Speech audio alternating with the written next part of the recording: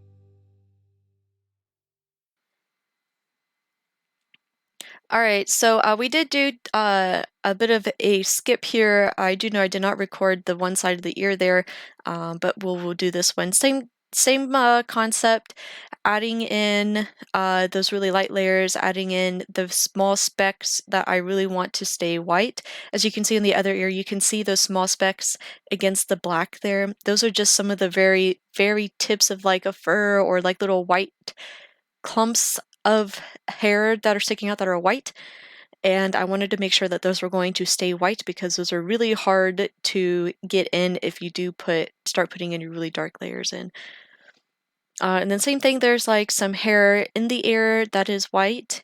Sometimes you might get lucky and you might get an animal that has like dark hair, and that's a lot easier to layer on top of than going around like the white.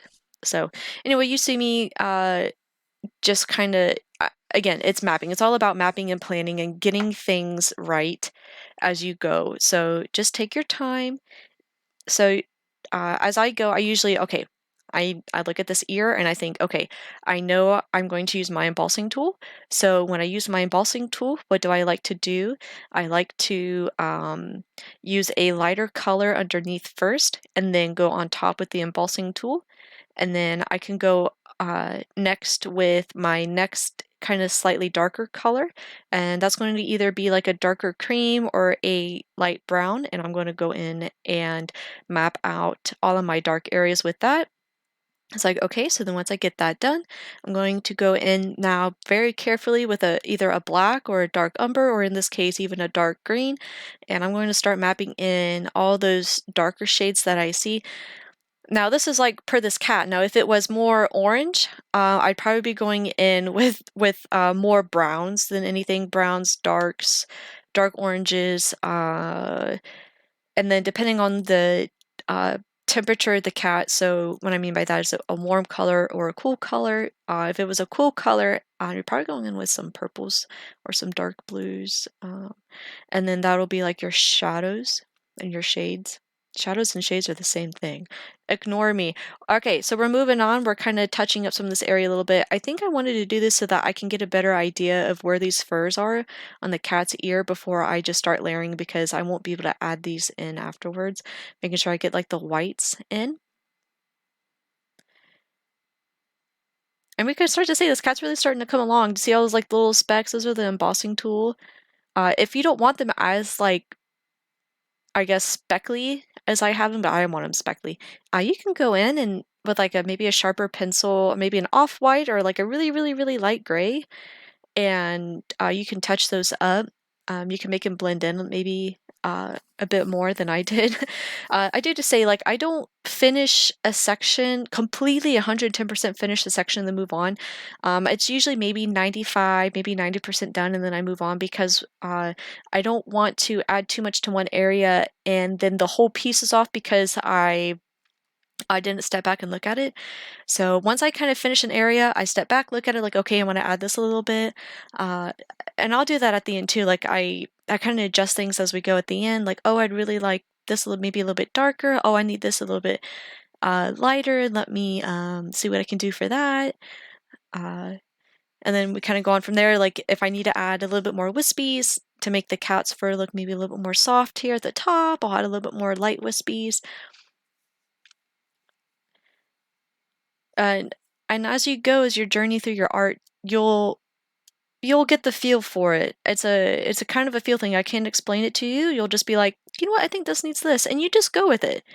Because that's what art's about. It's about you and expressing what you see or what you feel onto something, and whether or not that makes someone else feel that way. Like you're trying to make others feel the way that maybe you have felt making this, or you're trying to get different reactions, emotional, physical, or whatever it may be, from what you created.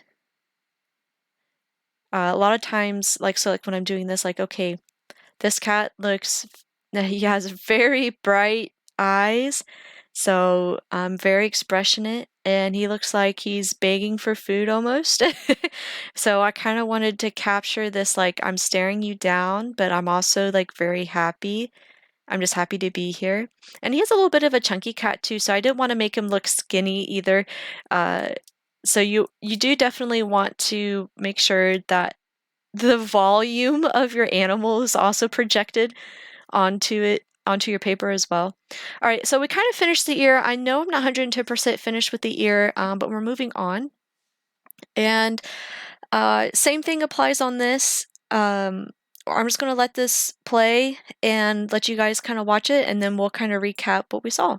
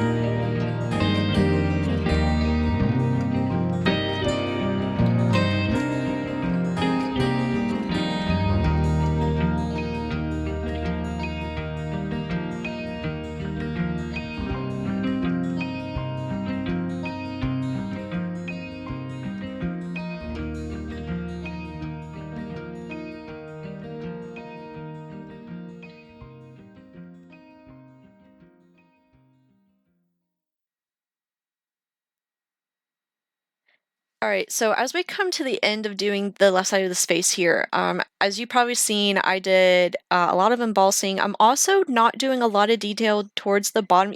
It does look like I am, and you can also see that I do use, this is when I use that X-Acto knife. This is a plastic one, I think, so it's not as blunt or sharp as like a normal metal one. I like it because it's not going to damage the paper as much as the other metal one. And yes, the first time I did the takeaway technique, I did it with a metal one, and I about put a hole through my paper. So I was like, nope, I'm getting a different one, not doing that again. And luckily, it wasn't really a big project or a big area, so no one noticed. Shh. But remember how I said that if I wanted to take away and just show like maybe a lighter gray color underneath, that's what I'm doing right now. I'm not trying to show like a white. Oh, and then for the whiskers, I did do embossing before, so like I made sure that those whiskers were not going to be overtaken by any amount of layer that I was going to do behind it or around it. And so right now what I'm doing is some of the whiskers are black, but they kind of, as they tail off, they do get a lighter color. And the same thing with the white ones, to actually see that they go out away from the face, I do add either a very light gray or an off white on the very tips, so that the viewer can see that those whiskers go all the way out. Like they go out that far. That makes sense. Anyway, we are going to move on. I think we're going to do the left snout cheek. I don't know what to call it.